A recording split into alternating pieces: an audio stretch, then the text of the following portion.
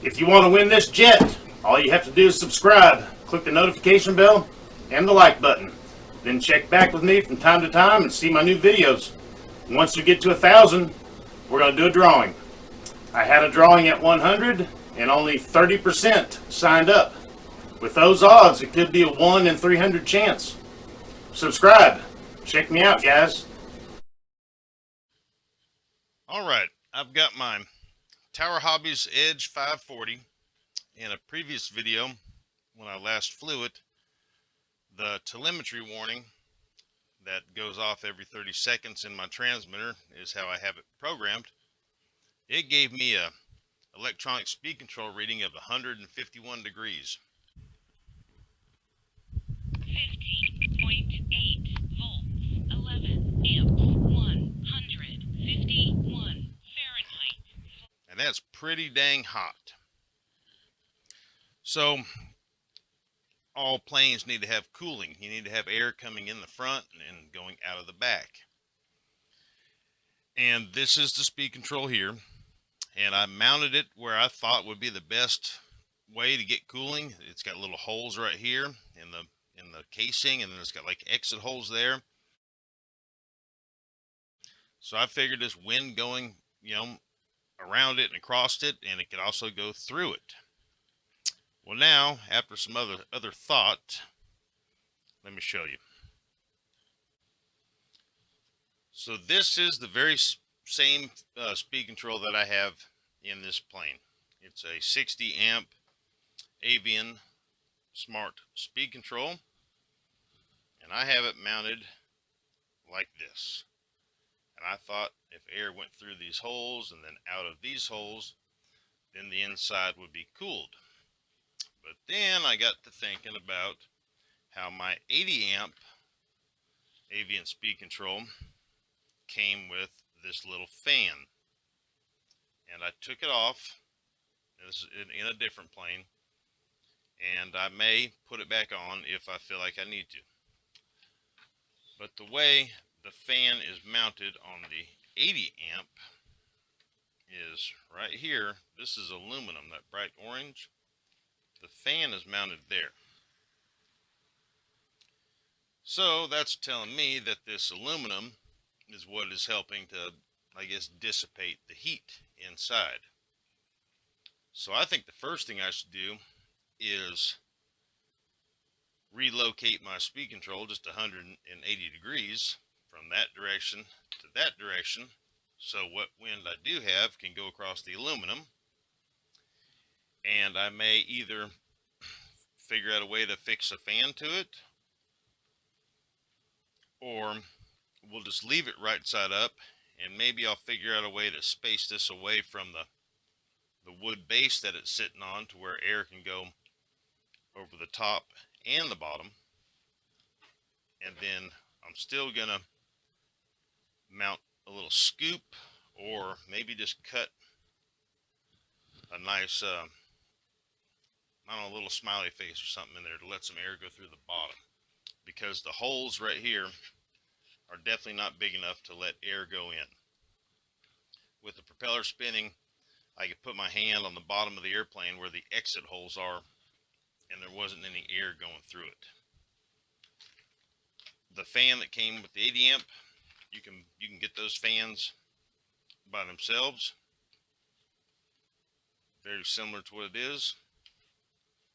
This fan here, I think I took out of I took it out of something, some kind of a speed control, or not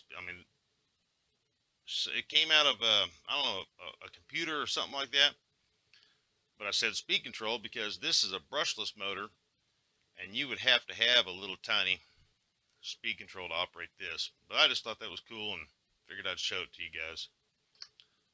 These fans here, just positive and negative DC, and it'll run on 4 or 5 volts and spin pretty fast. This one will spin really fast too, but you're going to need a speed control to make it work, because it's got 3 wires, brushless motor. Oh, let's put a little light on the subject. I'm just going to take these screws loose here and see what kind of flexibility do I have on flipping it over. I might have these little straps glued down also. It's been a while since I put this in.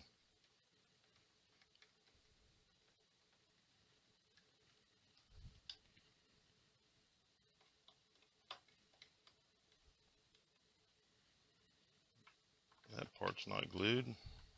This might not be either. And I might have some double-sided tape or something under it as well. We'll see in a second. Today's Sunday afternoon. I wanted to go flying today, obviously, but it's like 16 miles an hour wind and kind of raining off and on. Yeah, there was a little glue there. Yeah, there's definitely some double-sided tape. So, all right, let's get rid of these zip ties and then we'll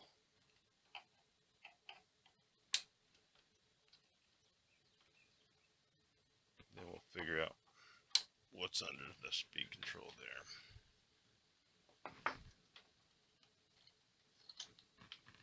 That's one way to get it out.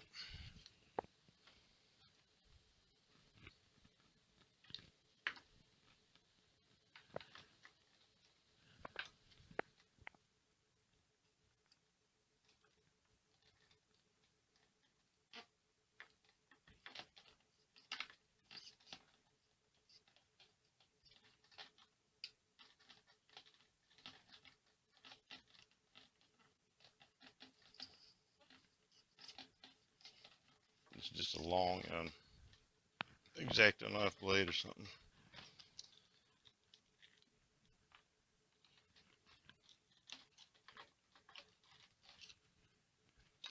I don't want to break it, so we're going to take our time and cut through whatever's down there. It's not all that much anyways.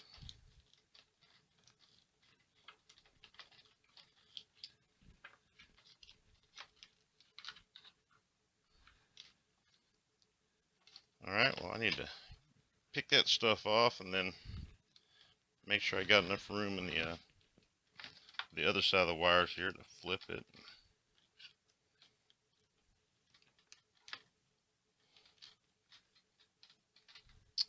Well, alright, I'm not going to bore you picking this stuff off. Well, I got all the sticky tape off of it. That was quite the process. I had enough slack in the wires just to flip it over. That's what little remnants I couldn't get. I'm going to put a small piece of double-sided tape, a different kind, just right in that area. And that'll kind of elevate it a little bit. I might put 2 pieces. And then we'll figure out the next step. This stuff here is 3M double-sided tape, and it won't turn to that papery mess like that black stuff did. Obviously the 150 degrees didn't help that double-sided tape out.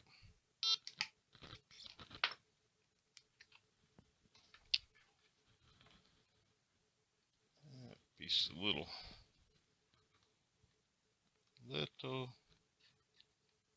too big.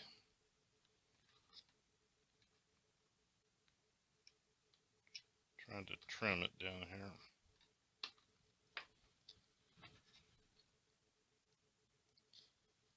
This stuff is more of a, I don't know, I guess you can call it like a rubbery or something. It's easier to get up when you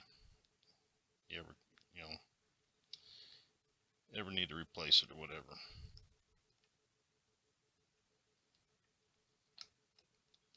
But it's a bear to get the backing off of it. Like once you get it going, you're okay.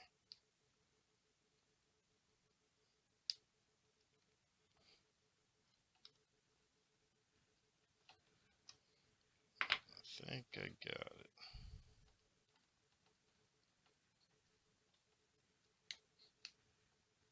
Alright, and I'm gonna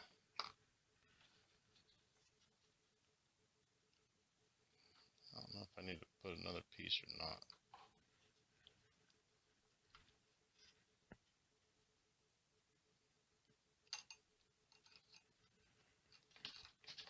Now that'll work. There was kind of a little lip in the back of some custom carving I had to do, and I didn't know if I needed to raise it up. Alright, so the aluminum is now exposed, and that is what dissipates the heat. Those holes in the bottom of the casing, probably help as well. But that is our main player right there. So, if I put my little straps back over it, in the back, I think we're okay because it's not covering the aluminum. I'm just going to put them in the back only, and then I think it'll stay. I think it'll stay put. I forget which one was back here.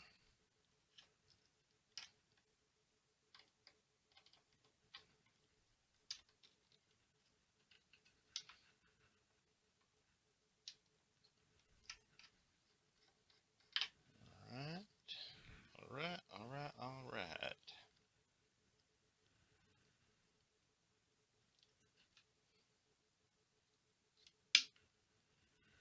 Yeah, we'll pick that up later. Or the vacuum will. You'll sure hear it. Ka-clink, ka-clink, ka-clink.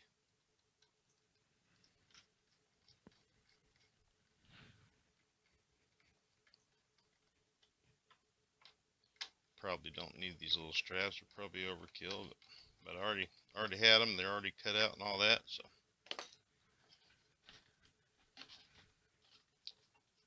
okie dokie. So now I just need to get some more shrink wrap, and I had to unplug it because when I twisted it, it kind of rolled the wires up to where they just didn't look good. So I need to figure out. I'm gonna do something like that, or something like that.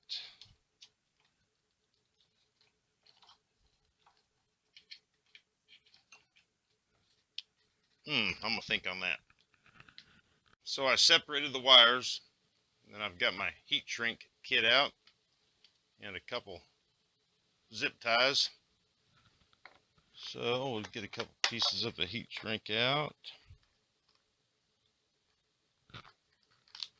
Make sure it's the right size there.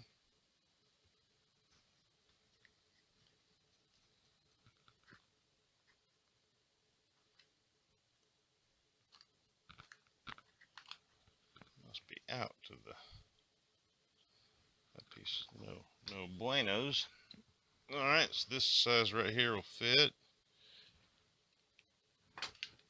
And let's just plug them up and see how they kind of lay naturally.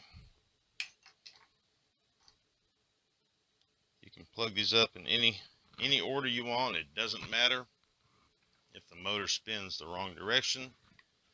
Just reverse any two of your choosing.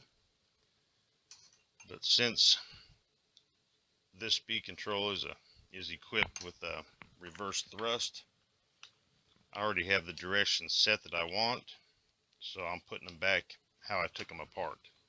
If I do get them confused, it's not the end of the world. I could either go back through this and swap any two, or I can just go into the programming of the speed control and just reverse the direction of the motor, which is pretty simple.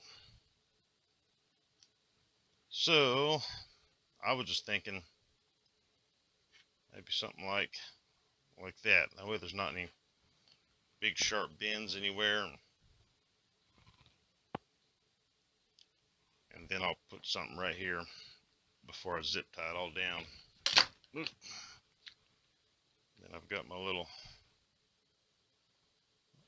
torch here for melting shrink wrap.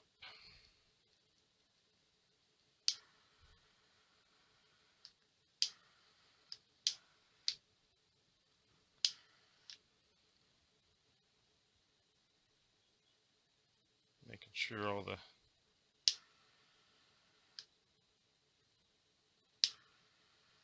making sure the shrink wrap is covering up all the metal and stuff.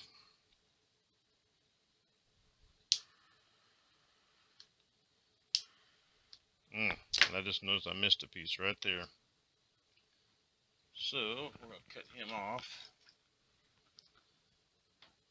and get another piece. It's a little bit longer. Every time I cut this stuff off, you know, you kind of get into the other shrink wrap, and then a little bit more is exposed, and I guess pretty soon you got to redo it all. So I'll show you like that, then like that, and it's split all the way down to here a little bit. So go all the way down.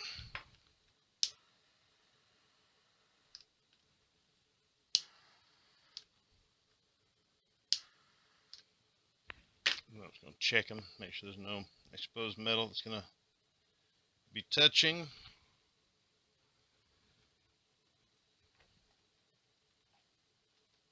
And I'm thinking that number right there.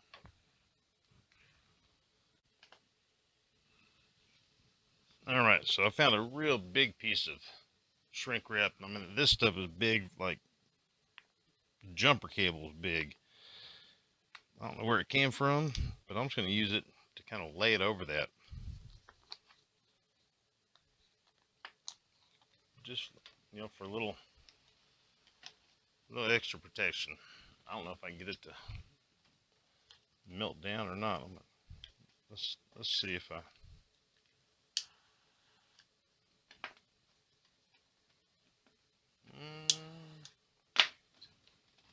No, not really.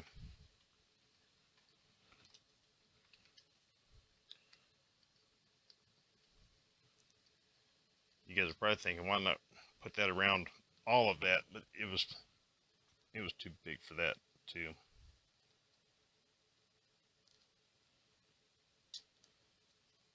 I bet you I know where that that heat shrink that I just cut, I bet that is for an entire speed control, and I just ended up with it somehow.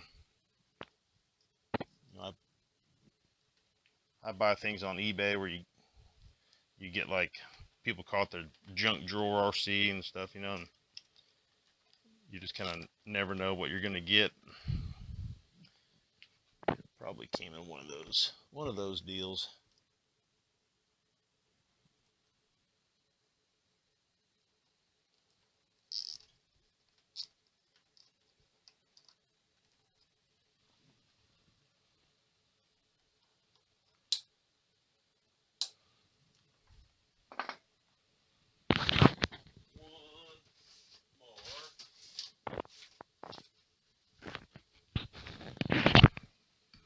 Put one more just right here.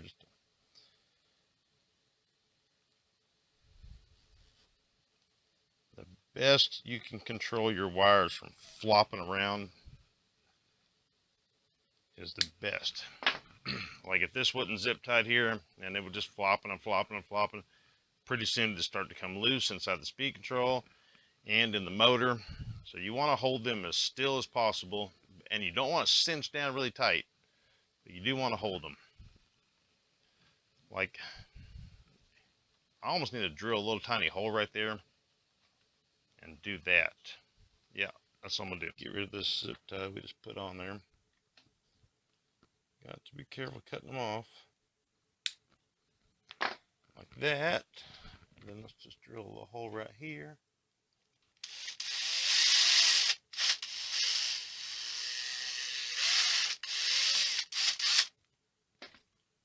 Bada bing, bada boom.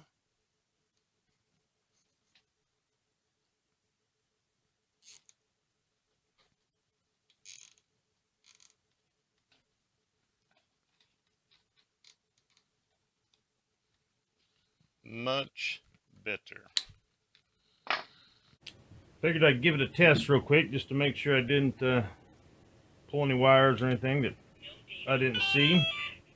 This is the motor that we took out of the uproar, and replace the bearing in it. Remember, it had the has the shaft right there.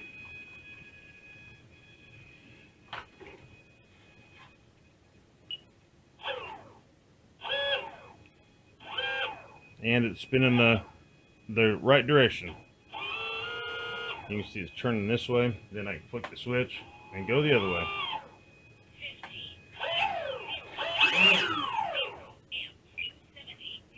Yep, we're golden. Everything's good. Pretty clean setup in there.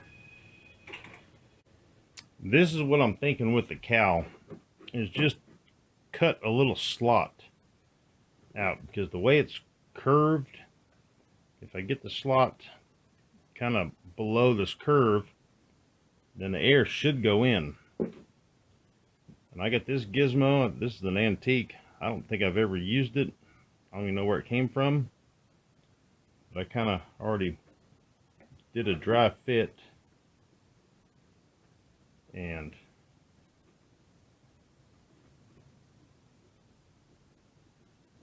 if I do something like that, and then adjust where it's like a ½ inch down,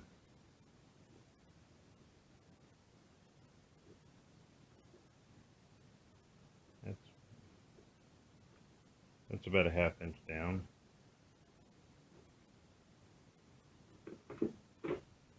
Kind of they're blah blah blah pencil lead. But I'm just going to take a some kind of a razor blade or something and kind of cut that out. I'll show you what the finished product looks like. Okay, Brutus said my 20-minute video was up, and I said, yeah, well, I'm sorry. 20-minute video takes 2 hours to make. And anyways, I got the hole roughly cut it out with a Dremel.